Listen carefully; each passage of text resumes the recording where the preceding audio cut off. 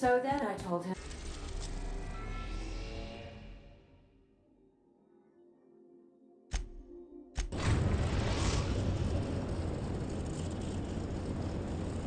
We've arrived at the groundbreaker. Greetings, customer.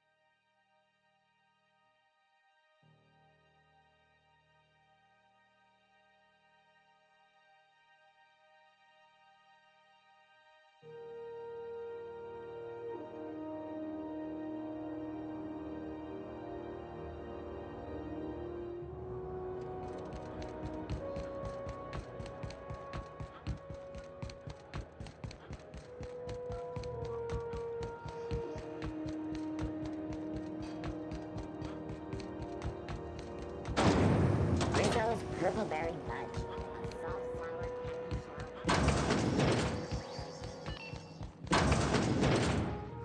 It's almost time for today's episode of The Chairman's Children. Care to listen with me? I think I got just the thing, my dear. A few years back, Auntie Cleo's put out a home makeover kit, and I snagged a couple for myself. High-grade shampoo and conditioner, scrubby brush, a nice lotion, that sort of thing. I still got 'em, too. What's the scrubby brush for? Cleaning around your nails, sweetheart. Gets the engine grease out. Makes your hands soft. Most folk don't got the time. Or bathtubs for such, me included. I'll let you have one on clearance. You want rosish, mock apple and cinnamon, or refurbished ship?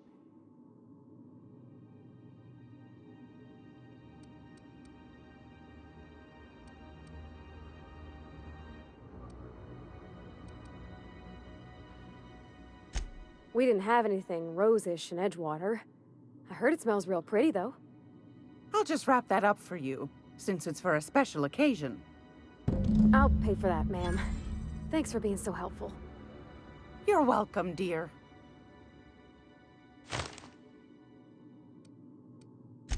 Anytime, sweetheart. You know where to find me. Groundbreaker's safe from melting to bits now. Lots of good people can rest easy because of you.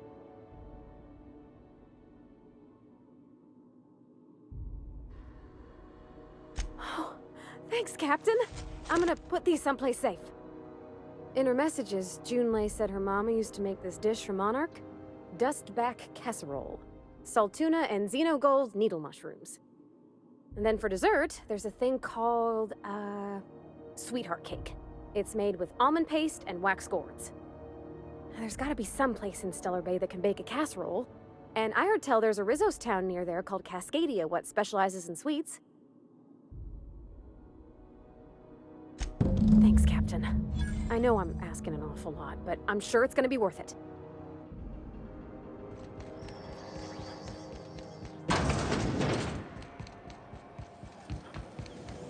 Rizzo's Purpleberry Fudge. Sugar gel flakes and purpleberry flavored power nuggets. Now with 12%.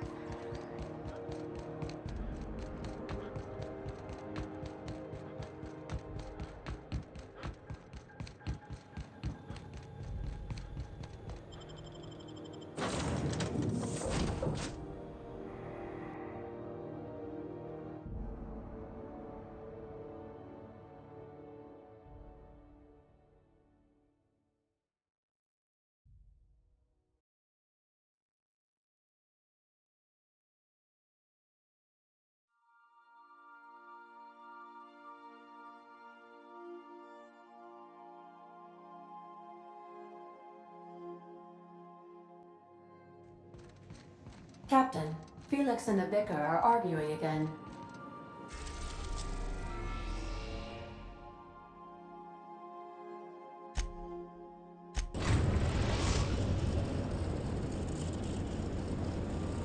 We are now in orbit above Stellar Bay, Captain. No blockade is a match for my piloting skills.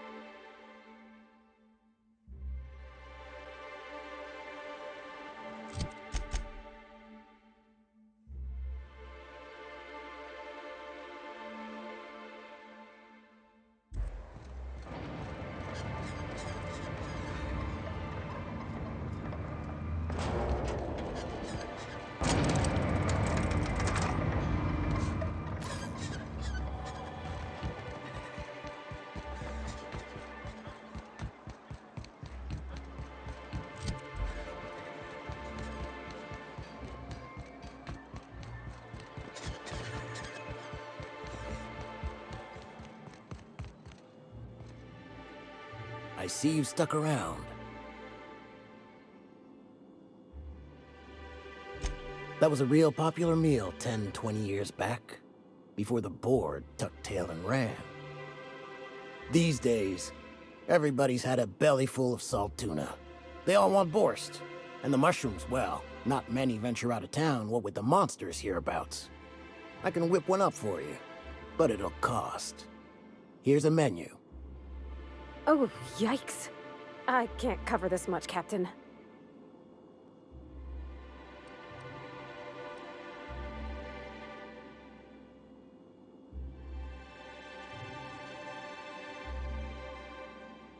What? No, Captain, I don't want you to do it this way. You're right, boss. I think this guy's trying to fleece us. Maybe we ought to pay him in a couple of busted kneecaps. Both of you, stop it. It's all right, miss. I'm a coward at heart. Made that clear from the outset. Look, Captain, this is the best I can do without putting myself out of business. I'm mighty glad you reckon so. This is gonna take about an hour in the oven. Nothing I can do to speed it. That's just how cooking works. There we are. Now, if you don't mind, I really need to take a leak. My belly's gurgling just to smell it, Mr. Raymond. Thank you so much. A pleasure to help such a charming young lady. You're a gentle soul, miss. Be careful with this one, all right? He's kind of a brute. Oh, gosh. My tongue's rumbling just smelling that casserole.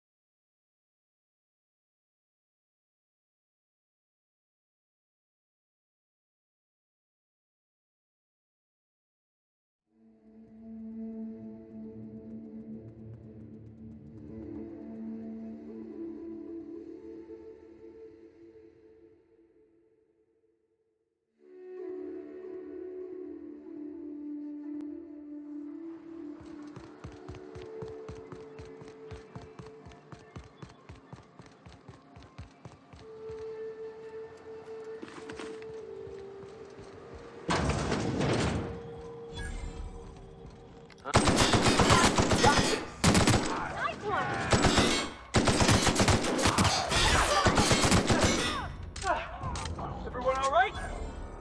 Aren't those cakes just about the cutest little things you ever seen?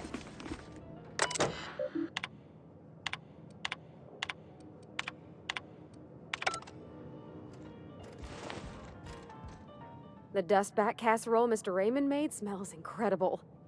Oh, I kind of want to take a little taste. But I'm gonna be strong. You gotta be more careful about what you say around Felix. He's a good guy, but real impressionable. I don't want him thinking it's okay to threaten folk.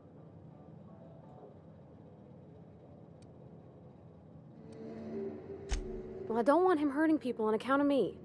I want him to be a better person. Now look how cute these cakes from Cascadia are. Someone even traced little hearts in them. I guess that settles dinner. Thanks for hauling me all over creation, Captain. Well, I was gonna, but then it hit me. I got this nice meal all planned out with music, and I got that soap to scrub up with, but I don't got nothing nice to wear, Captain.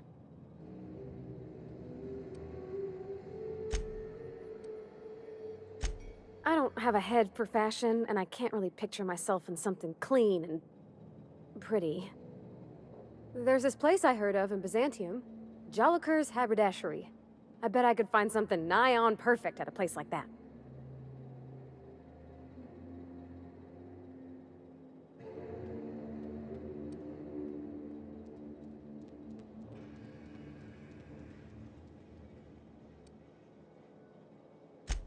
Thanks, Captain.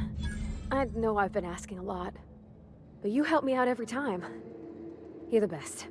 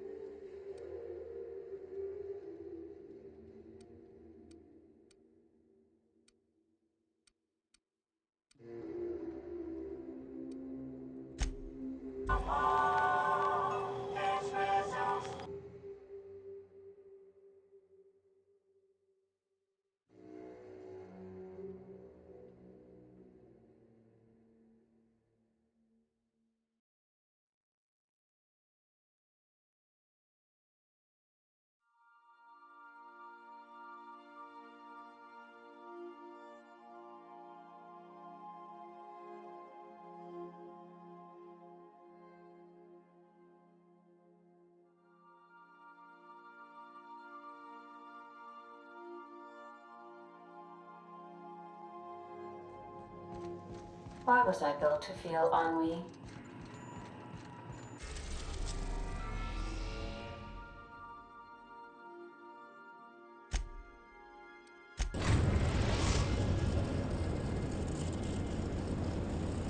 We are now in orbit above Byzantium, Captain.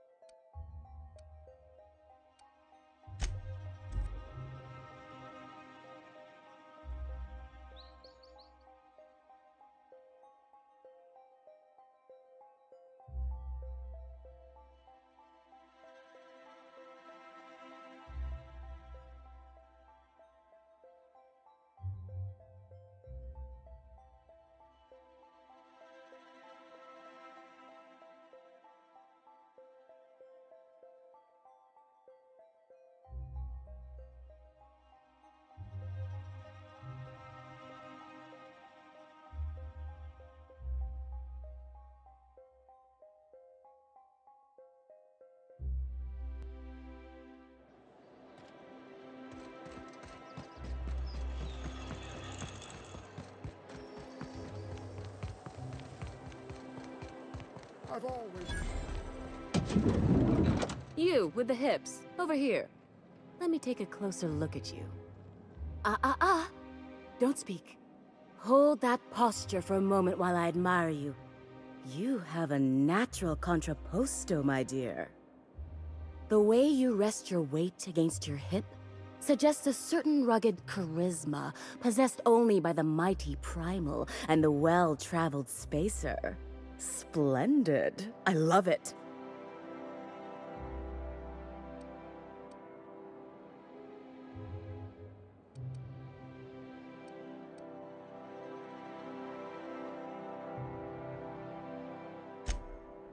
Your walk, your posture, the cut of your clothes, you carry yourself with the bearing of a noble, but you dress like a barbarian. How deliciously outre. I'm Celeste Jolicoeur, and you, my dear, are exactly what Byzantium needs.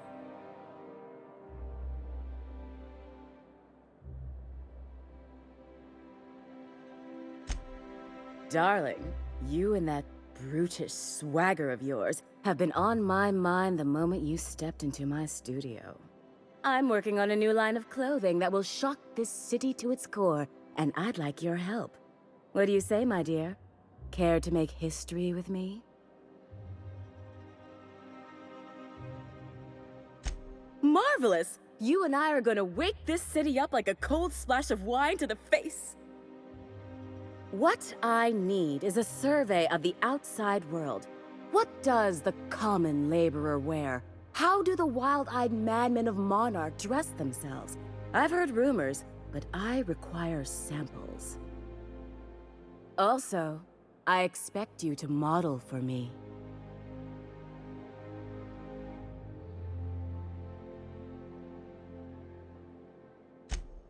My dear, fashion is a performance art. An outfit without a body is like an instrument without a player.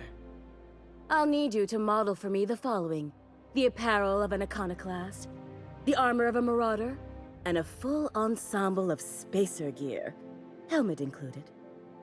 And when I say spacer gear, I mean an outfit worn by real spacers, none of that garbage spacer's choice pedals. You have the bearing and demeanor of a born model. You're going to absolutely murder this job.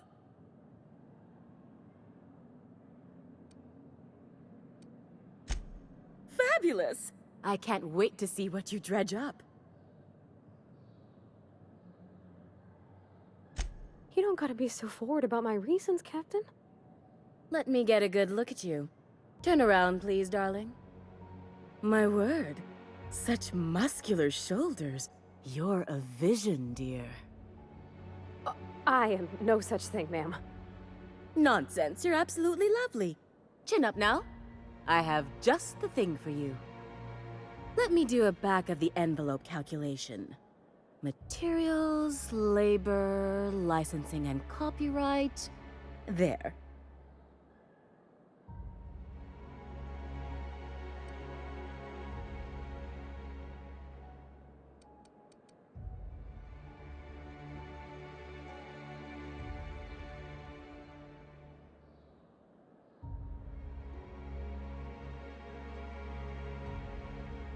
Love?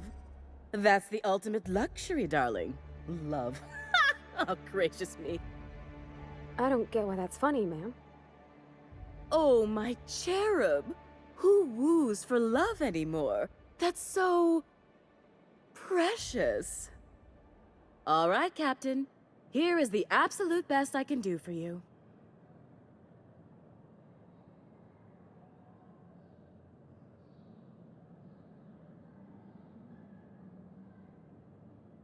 There are some things I simply cannot skimp on, darling. Such a lovely young lady deserves the best. Now stand back. Back! I'll enter the settings and get these machines spinning. You'll be broke to bespoke in merely an hour.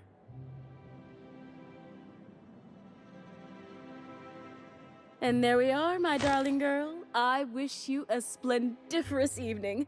And if you don't mind my asking, have you any interest in modeling? What? Oh, no, ma'am. All them eyes staring at me? I couldn't. No way, no how.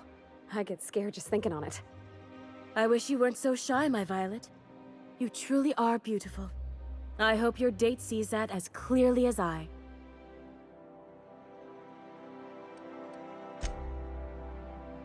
I can't wait What can I do?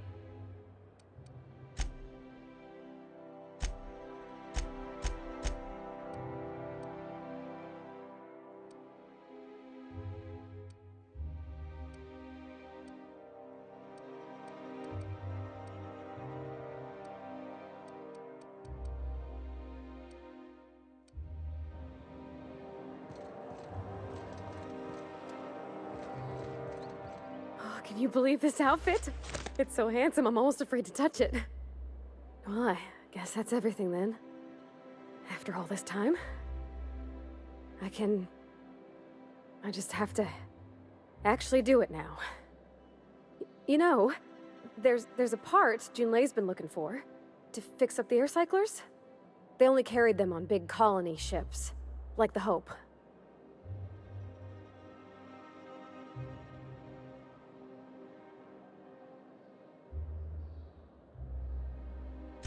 I know. For a while, it felt like everything I did was a little bit of help. And it meant I didn't have to ask her to be mine. Not yet. Not for real. Next time we dock with Groundbreaker, I'm doing it. I'll send June a message and ask her over. Oh, this is real scary, Captain. I'm grateful for all you done.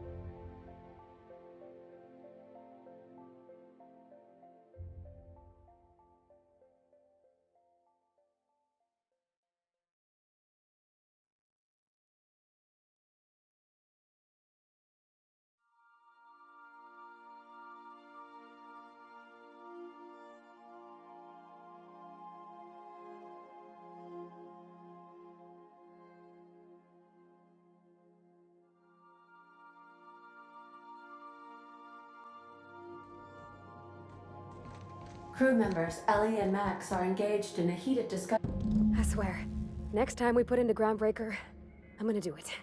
I'm gonna ask her over. Oh, I'm so nervous. Having trouble focusing on my work.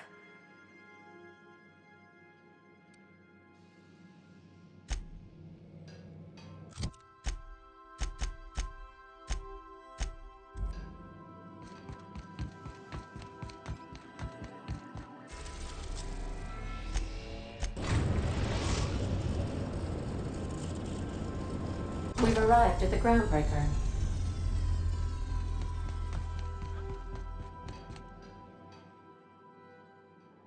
All right.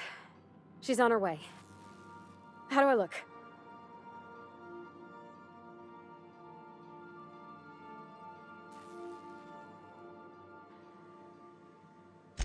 Oh, my hands have finally stopped shaking. All right, all right. Deep breath. Here I go.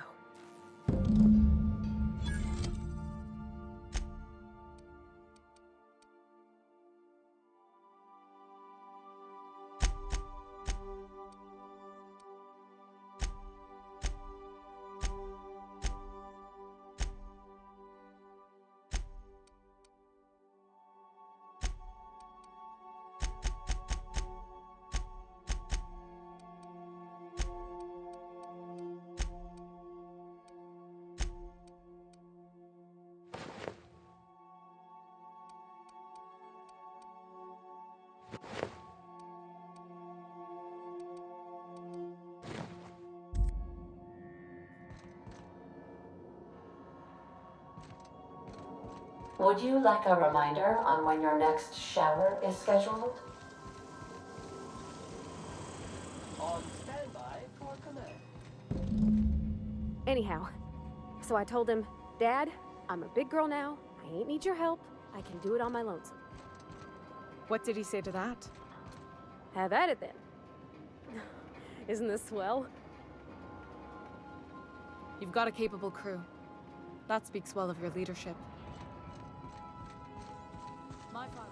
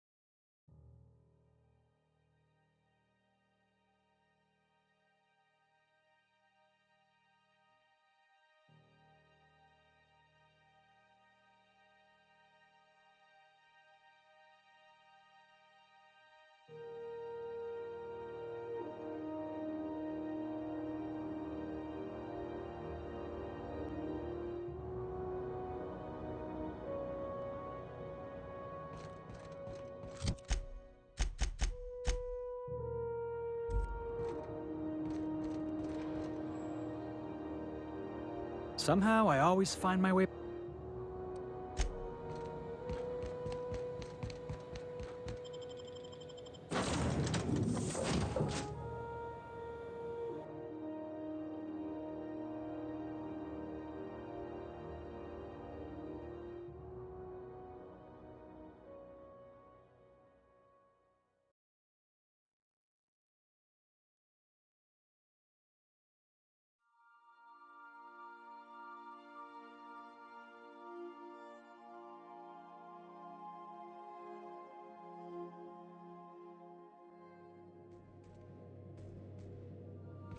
Crew members Ellie and Max are. Okay, Captain, she's gone.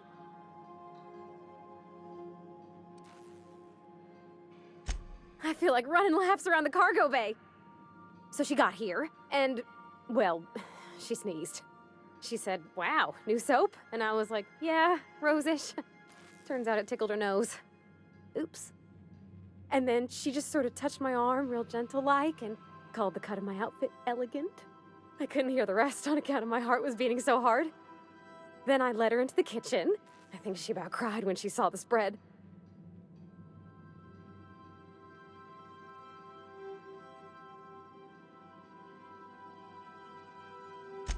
She stood stock still and just said, "Oh, real soft."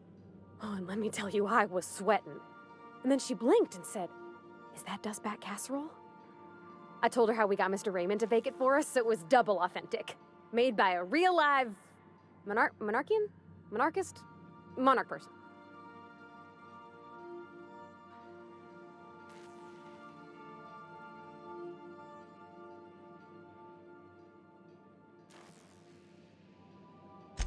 Well, we talked a bunch over dinner about the things we learned just through messages, stuff we repaired, how I taught her to salvage and she taught me to build. When I brung out the sweetheart cakes, June, she got a little teary, said she had a thing she needed to say. But I stopped her because I wanted to say it first. I never felt so bold, Captain.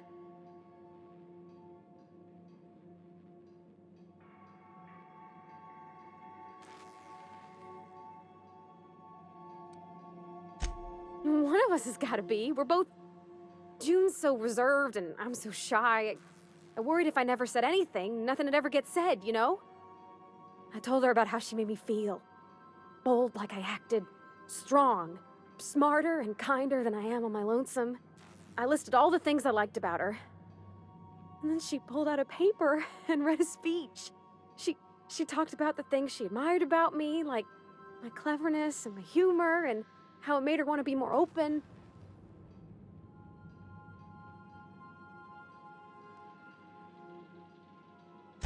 Anyhow, when she wrapped up, I asked her to be my girlfriend. And Captain, she said yes! And then she sneezed again, on account of the flowery soap.